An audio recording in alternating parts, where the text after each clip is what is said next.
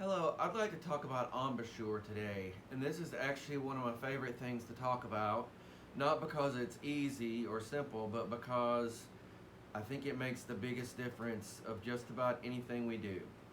I find that when I have students of all different levels and ages come into my studio, I find that it's the thing I talk about the most, so I'm going to try to get this right and try to get all the things I want to say in.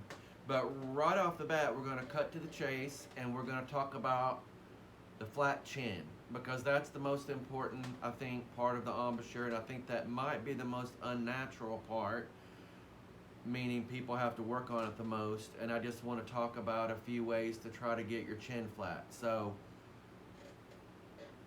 this is what I consider a flat chin. When the skin is on the bone and there's no puffiness or anything like that on this entire area right here, it should be as flat and as smooth as it will go. So one thing I discovered a few years ago, why do we make our chins flat? Everybody's heard that. Why do we do it? And it's weird that it never occurred to me before, but actually I think the reason we do it is to change the surface area of our lip. If you have a flat chin, your lip becomes smooth, and that has an instant effect on how the reed vibrates, which will have an instant effect on the resonance in your tone, which is a separate video I'm going to do, and also the response of the reed, which is another video I'm going to do, but I wanted to start with this one. I think when we think about our entire embouchure, I try to teach my students that there are really four parts, at least, four main parts. Because when I ask students how many parts of the embouchure, they say top lip, bottom lip. But it's really the sides and the two sides and the top lip and the bottom. So it's kind of forming almost like a box around the reed, or maybe you could think about a circle. But since the reed is shaped, I guess like an elliptical, it's hard to think about an actual circle. But we definitely need to, with beginning students, we need to let them know right away that the corners are the part that does the most work. Pushing the reed out like you're saying ooh, and pulling the reed in for the high notes like you're saying E. So anyway, but the flat chin is the most crucial part. A couple of things you can think about to form an embouchure. I remember reading in a How to Play the Oboe manual I ran across the word home, Home. Home kind of gets a basic idea of the embouchure. It gets the roundness and then the gently placing the lips together for the M. So home, it gets the corners forward, like ooh. So anyway, I just wanted to try to show you what my embouchure without a reed looks like, and then what my embouchure with a reed looks like. So I'm going to try to do it from the side. So really flat right here, corners kind of in the front, and I almost think of my embouchure as being in front of my teeth, because I think the bad thing beginning students do is they clamp down on the reed, top lip, bottom lip, and they almost like their lips are on top of their teeth.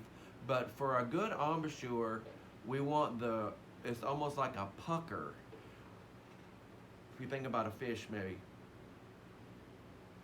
Because we want to hold the reed with the pink part, which only makes sense because that's the soft part of your lips, and that's going to let the reed vibrate. So you want a super smooth lip that's in a circle, and so you want the softest part of your lip that's as flat as we can get it. So let me pull the reed up.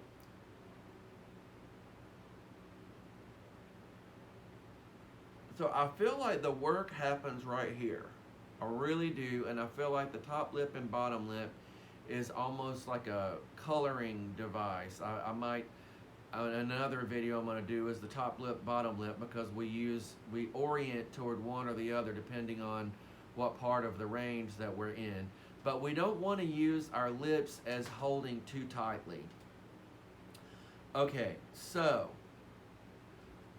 one thing I'd like to point out is that there's some really great oboe players I know that have kind of different positions of their chins.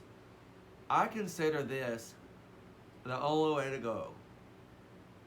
Some players play more like that, and some even play like that. I asked my students to learn what these muscles are called, because they have complicated names. I can't even remember them off the top of my head, but I think it really helps us figure out how to make a flat chin, because we have to learn to control and isolate those muscles. We might not do it in everyday life. Two visuals I use sometimes: the biting into a lemon, and you get make the sour, eating something sour face. It's kind of it might be a good visual. And then I remember getting gum stuck on my lips when I was a kid, and trying to pull my lips apart when they were kind of sticky. And that's a good sensation for how your lips actually feel when you're forming your embouchure. Again, the reason we go to all this trouble is so we can make our lips smooth. Also, the reed will vibrate. So, the playing examples I'm a little worried about for this video, because the thing that I feel like is most crucial to the way I play the oboe is my embouchure. So when I go trying to change it, I feel like a fish out of water a little bit. But I'm going to attempt it just so you can. I want you to try to hear the difference between response and resonance when I have a good embouchure versus what I call a bad embouchure. So let's start with response. So I'm just going to play some low notes, and I'm going to put my lip in a little too far and let this part of my chin go up a little higher than I want. So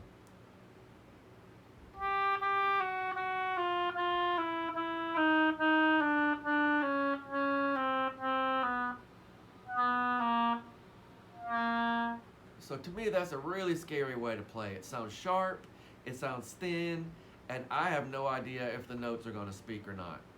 So if I put my embouchure where I want it, with my chin all the way down and actually pulling, like the top part of my lip is pulling in my mouth, the bottom part of my lip is pulling down. So I'm almost like if I'm stretching a wrinkled shirt like this one, and I pull on both sides, the wrinkles go away. That's what I want to happen to my lips.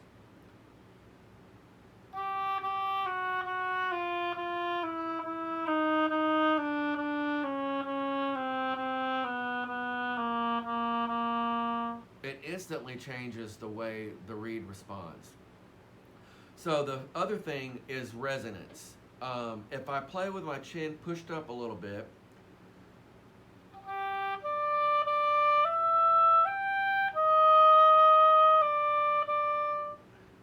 to me it sounds like layers in the tone are missing, and it doesn't sound ringy and resonant.